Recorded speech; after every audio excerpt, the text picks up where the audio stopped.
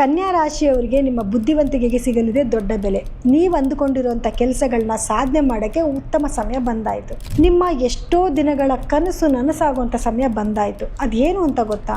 ನಿಮ್ಮ ಜೀವನಕ್ಕೆ ಹೊಸ ವ್ಯಕ್ತಿಗಳ ಎಂಟ್ರಿ ಕೂಡ ಆಗ್ತಾ ಇದೆ. ಪೂಜ್ಯಾಯ ರಾಘವೇಂದ್ರಾಯ ಸತ್ಯಧರ್ಮರತಾಯ ಚ ಭಜತಾಂ ಕಲ್ಪವೃಕ್ಷಾಯ ನಮತಾಂ ಕಾಮಧೇನುವೆ. ನನ್ನ ಸಮಸ್ತ bits of India Kannada channel ವೀಕ್ಷಕರೆಲ್ಲರಿಗೂ ಕೂಡ ವಿಭಾ ಶೆಟ್ಟಿ ಮಾಡುವ ನಮಸ್ಕಾರಗಳು. ಮಾಸ ಭವಿಷ್ಯ ಕಾರ್ಯಕ್ರಮಕ್ಕೆ ತಮಗೆಲ್ಲರಿಗೂ ಸ್ವಾಗತ.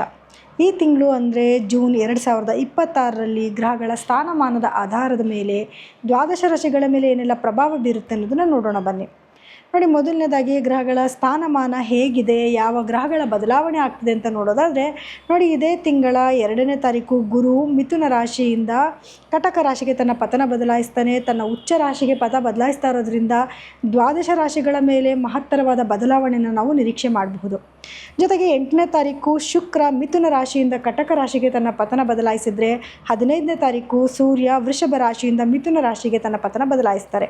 ಹಾಗೆ 21ನೇ ತಾರೀಕು ಕುಜಗ್ರಹ ಮೇಷ ರಾಶಿಯಿಂದ ವೃಷಭ ರಾಶಿಗೆ ತನ್ನ ಪತನ ಬದಲಾಯಿಸಿದರೆ 22ನೇ ತಾರೀಕು ಬುಧಗ್ರಹ ಮಿಥುನ ರಾಶಿಯಿಂದ ಕಟಕ ರಾಶಿಗೆ ತನ್ನ ಪತನ ಬದಲಾಯಿಸ್ತಾರೆ.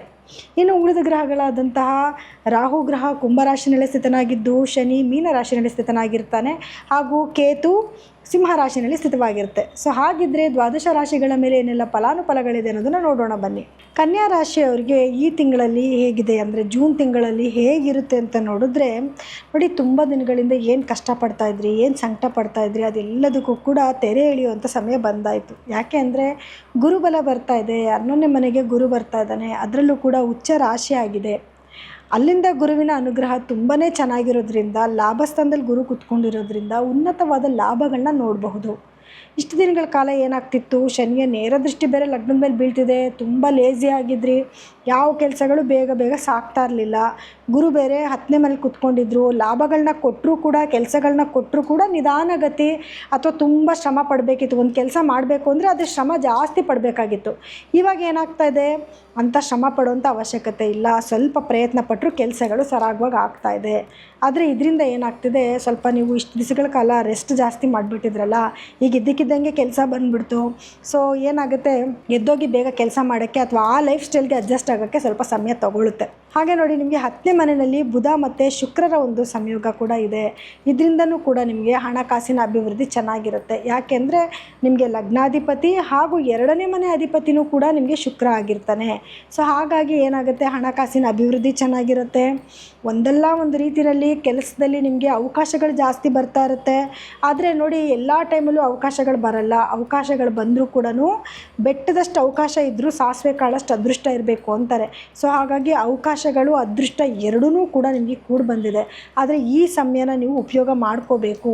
ಸೊ ಬರುವಂಥ ಎಲ್ಲ ಕೆಲಸಗಳನ್ನ ಎಕ್ಸೆಪ್ಟ್ ಮಾಡಿಕೊಂಡು ಸಾಧ್ಯ ಆದಷ್ಟು ನಿಮ್ಮ ಕೈಲಿ ಎಷ್ಟು ಸಾಧ್ಯ ಆಗುತ್ತೋ ಅಷ್ಟನ್ನಾದರೂ ಪ್ರಯತ್ನ ಪಟ್ಟು ಕೆಲಸಗಳನ್ನ ಮಾಡಿದ್ರೆ ಖಂಡಿತವಾಗ್ಲೂ ಒಳ್ಳೆ ಲಾಭಗಳನ್ನ ನೀವು ನೋಡಬಹುದು. ಇದ್ರ ಜೊತೆಗೆ ಏನು ಅಂತಂದರೆ 12ನೇ ಮನೇಲಿ ಕೇತು ಇರೋದ್ರಿಂದ ಸ್ವಲ್ಪ ನಿದ್ದೆನಲ್ಲಿ ಡಿಸ್ಟರ್ಬೆನ್ಸ್ ಆಗುತ್ತೆ.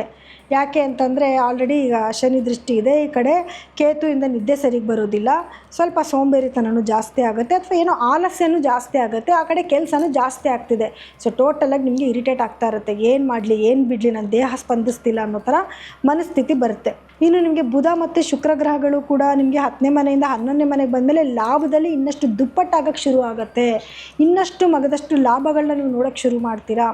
ನೀವು ಎಕ್ಸ್ಪೆಕ್ಟೇಷನ್ನೇ ಮಾಡ್ಕೊಂಡಿರಲ್ಲ, ಅಯ್ಯೋ ನಾನು ಇಷ್ಟು ಕೆಲಸ ಬರುತ್ತೆ ಅಂತಲೇ ಅಂದ್ಕೊಂಡಿರಲ್ಲಪ್ಪ, ಇಷ್ಟು ಲಾಭ ಬರುತ್ತೆ ಅಂತಲೇ ಅಂದ್ಕೊಂಡಿರಲಿಲ್ಲ, ಅತ್ಲಾಗ ನಾನೆಲ್ಲ ಕೆಲಸನೂ ಬಿಟ್ಟು ಸುಮ್ಮನೆ ಕೂತ್ಕೊಂಡಿದ್ದೆ, ಯಾವುದು ಪ್ರಯತ್ನನೇ ಮಾಡೋದು ಬೇಡ ಅಂತ, ಇದಕ್ಕಿದ್ದಂಗೆ ದಿಢೀರಂತ ಇಷ್ಟೆಲ್ಲ ಕೆಲಸಗಳು ಬರ್ತಾ ಇದೆ, ಯಾವ್ದು ಮಾಡಲಿ ಯಾವ್ದು ಬಿಡಲಿ, ನನಗೆ ಸಪೋರ್ಟು ಯಾರೂ ಇಲ್ವಲ್ಲ ಅನ್ನೋ ಥರ ಯೋಚನೆ ಶುರುವಾಗ್ಬಿಡುತ್ತೆ ನಿಮಗೆ. ಇನ್ನು ಸೂರ್ಯನ ಸಂಚಾರ ಅಂತ ನೋಡೋಕ್ಕೆ ಬಂದಾಗ, ಸೂರ್ಯ ನಿಮಗೆ 9ನೇ ಮನೆಯಲ್ಲಿದ್ದು ಒಳ್ಳೊಳ್ಳೆ ಲಾಭಗಳನ್ನ ತಂದು ಕೊಡ್ತಿರ್ತಾನೆ, ಅದೃಷ್ಟನ ತೊಗೊಂಬಂದು ಕೊಡ್ತಿರ್ತಾನೆ, ಭೂಮಿಯಿಂದನೂ ಕೂಡ ಲಾಭಗಳನ್ನ ತಂದು ಕೊಡ್ತಿರ್ತಾನೆ.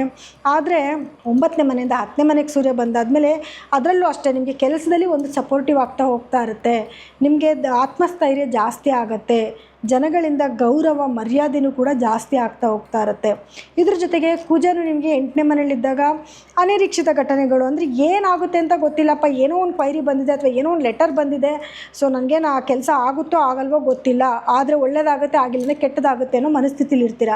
ಸೊ ಅದೇ ನಿಮಗೆ 8ನೇ ಮನೆಯಿಂದ 9ನೇ ಮನೆಗೆ ಕುಜ ಬಂದಿದ ತಕ್ಷಣ ಕಾನ್ಫಿಡೆಂಟ್ ಬಂದುಬಿಡುತ್ತೆ, ಇಲ್ಲಪ್ಪ ನನ್ನ ಪರವಾಗಿ ಕೆಲಸ ಆಗ್ತಿದೆ, ಸೊ ನನಗೆ ಸಂತೋಷ ಆಯಿತು, ಖಂಡಿತ ನನಗೆ ಆಗೇ ಆಗುತ್ತೆ ಈ ಕೆಲಸ ಅನ್ನೋಂಥ ಒಂದು ಧೈರ್ಯ ಬರುತ್ತೆ. ಗುರು ಗುರುಬಲ ಬರ್ತಾ ಇರೋದ್ರಿಂದ ಒಳ್ಳೆ ಮನೆಗಳಿಗೆ ಗುರುವಿನ ದೃಷ್ಟಿ ನೋಡಿ, 3ನೇ ಮನೆ ಮೇಲೆ ಗುರು ದೃಷ್ಟಿ ಇದೆ, ಧೈರ್ಯ ಚೆನ್ನಾಗಿ ಆಗ್ತಾ ಇದೆ ನಿಮಗೆ, ಏನು ಕೆಲಸ ಮಾಡೋಕ್ಕೂ ಕೂಡ ಮುಂದೋಗ್ತೀರಾ, ಸ್ನೇಹಿತರಿಂದ ಲಾಭ ಆಗುತ್ತೆ, ನಿಮ್ಮ ಸಿಬ್ಲಿಂಗ್ಸಿಂದ ಲಾಭ ಆಗೋಕ್ಕೆ ಶುರು ಆಗುತ್ತೆ.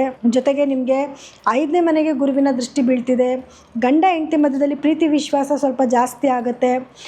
ಜೊತೆಗೇನು ಮಕ್ಕಳಿಂದ ಏನಾದರೂ ಲಾಭ, ಮಕ್ಕಳಿಗೇನಾದರೂ ಒಳ್ಳೆ ಕೆಲಸ ಆಗೋವಂಥದ್ದು ಅಥವಾ ಅವ್ರಿಗೇನಾದರೂ ಮದುವೆ ಫಿಕ್ಸ್ ಆಗುವಂಥದ್ದು ಇದೂ ಕೂಡ ನಿಮ್ಮ ಜೀವನದಲ್ಲಿ ನಡೀತಾ ಇರುತ್ತೆ. ಸೊ ಇದು ಒಂಥರ ಸಂತೋಷದ ವಿಷಯ. ಇದ್ರ ಜೊತೆಗೇನು ಅಂತಂದರೆ ನಿಮಗೆ 7ನೇ ಮನೆಗೂ ಗುರುವಿನ ದೃಷ್ಟಿ ಬೀಳ್ತಿದೆ. ಈಗ ಆಲ್ರೆಡಿ ಶನಿ ಇದ್ದಿದ್ದರಿಂದ ಏನಾಗ್ತಿತ್ತು, ಶನಿ ದೃಷ್ಟಿ ಬೀಳ್ತಿದೆ ಅಥವಾ ಶನಿ 7ನೇ ಮನೇಲಿದ್ದಾನೆ, ಗಂಡ ಹೆಂಡತಿ ಮಧ್ಯೆ ಭಿನ್ನಾಭಿಪ್ರಾಯ ಅಂತ ಹೇಳ್ತಿದ್ವಿ ಅಲ್ವಾ. ಆದರೆ ಗುರು ದೃಷ್ಟಿ ಬೀಳ್ತಿದೆಯಲ್ವಾ, ಇವಾಗ ಏನಾಗುತ್ತೆ, ಗೌರವ ಸ್ಟಾರ್ಟ್ ಆಗುತ್ತೆ, ಪ್ರೀತಿ ವಿಶ್ವಾಸ ಸ್ಟಾರ್ಟ್ ಆಗುತ್ತೆ. ಸೊ ಯಾವುದೇ ರೀತಿಯಾದ ಮೊದಲಿದ್ದಂಥ ಒಂದು ಬೇಸರಗಳು ಕಮ್ಮಿ ಆಗ್ತಾ ಹೋಗ್ತಾ ಇರುತ್ತೆ, ಪ್ರೀತಿ ವಿಶ್ವಾಸ ಜಾಸ್ತಿ ಆಗ್ತಾ ಹೋಗ್ತಾ ಇರುತ್ತೆ. ಸೊ ಹಾಗಾಗಿ ಕನ್ಯಾ ರಾಶಿಯವರಿಗೆ ತುಂಬ ತುಂಬ ಅದ್ಭುತವಾದ ಸಮಯ. ಈ ಸಮಯನ ದುರುಪಯೋಗ ಪಡಿಸ್ಕೊಳ್ದಿರ ಇದನ್ನು ಉಪಯೋಗ ಪಡಿಸ್ಕೊಳ್ಳಿ, ಒಳ್ಳೊಳ್ಳೆ ಕೆಲಸಗಳನ್ನ ಮಾಡಿ ಖಂಡಿತವಾಗ್ಲೂ ಈ ತಿಂಗಳಲ್ಲಿ ಖಂಡಿತವಾಗ್ಲೂ ನೀವು ಒಳ್ಳೆ ಯಶಸ್ಸನ್ನು ನೀವು ನೋಡಬಹುದು. ಇನ್ನು ಪರಿಹಾರವಾಗಿ ಏನು ಮಾಡ್ಕೋಬೇಕು, ವಿದ್ಯಾರ್ಥಿಗಳಿಗೂ ಉತ್ತಮವಾದ ಸಮಯ ಆಗಿದೆ, ರೈತರಿಗೂ ತುಂಬ ಚೆನ್ನಾಗಿರೋ ಸಮಯ ಆಗಿದೆ. ಪರಿಹಾರವಾಗಿ ಏನು ಮಾಡ್ಕೋಬೇಕು ಅಂತಂದರೆ ನೋಡಿ, ನೀವು ಗುರುಗಳ ಆರಾಧನೆ ಜಾಸ್ತಿ ಮಾಡ್ಕೋಬೇಕು. ಅಂದರೆ ಗುರುಗೆ ಸಂಬಂಧಪಟ್ಟಿರುವಂಥ ಕೆಲವು ಸ್ತೋತ್ರಗಳನ್ನ ಕೇಳುವಂಥದ್ದು ಅಥವಾ ಗುರುವಾರ ಗುರುಗಳ ದೇವಸ್ಥಾನಕ್ಕೆ ಹೋಗಿ ಬರುವಂಥದ್ದು. ಇದ್ರ ಜೊತೆಗೆ ನಿಮ್ಮ ರಾಶಾಧಿಪತಿ ಆಗಿರುವಂತಹ ಬುಧ ಗ್ರಹ ಹಾಗೂ ಶುಕ್ರನ ಆರಾಧನೆ ಜಾಸ್ತಿ ಮಾಡೋದ್ರೆ ಲಕ್ಷ್ಮೀನಾರಾಯಣನ ದೇವಸ್ಥಾನಕ್ಕೆ ಹೋಗಿ ಬರೋದ್ರಿಂದನೂ ಅತ್ಯಂತ ಲಾಭಗಳನ್ನ ನೀವು ನೋಡುವಂಥ ಸಮಯ ಇದು.